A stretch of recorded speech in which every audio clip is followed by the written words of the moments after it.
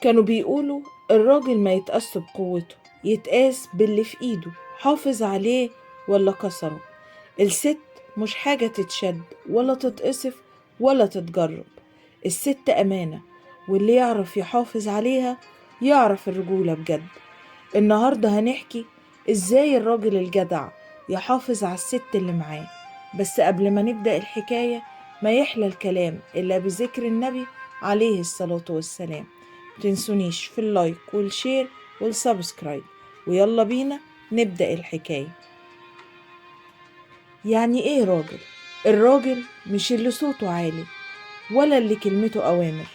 الراجل اللي يعرف يحتوي، يسمع ويطمن، اللي لما الست تضعف ما يستغلش ضعفها، ولما تقوى ما يخافش منها. الناس فاهمين ان الست مش خصم، دي شريكة، ظهر وسند. اللي يشوفها عبء هيتعب، واللي يشوفها نعمة هيحافظ عليها.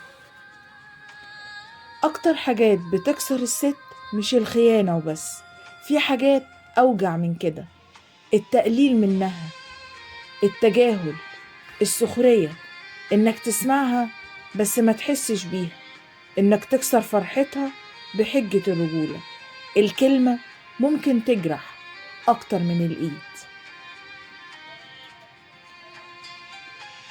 الراجل الجدع يحافظ على الست، يعني يكون للست أمان، تطمن وهي معاك، احترام، تحترمها قدام الناس وقبلهم وهي لوحدها،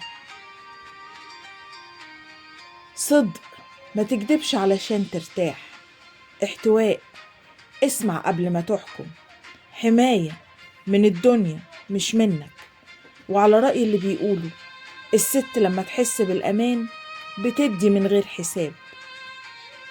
الرجولة مش سيطرة، الرجولة مش تحكم ولا خوف ولا غيرة مريضة.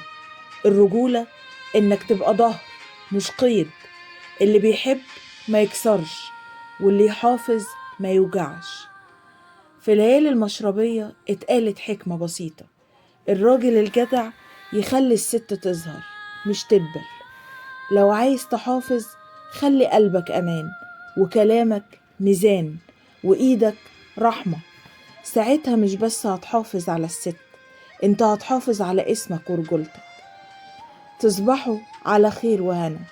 وفي ليالي المشربية بنختار دايما الجدعنة، وفي ليالي المشربية بنحكي حكايات من الحياة شبهنا، حكايات طالعة من القلب. أشوفكم في حكاية جديدة.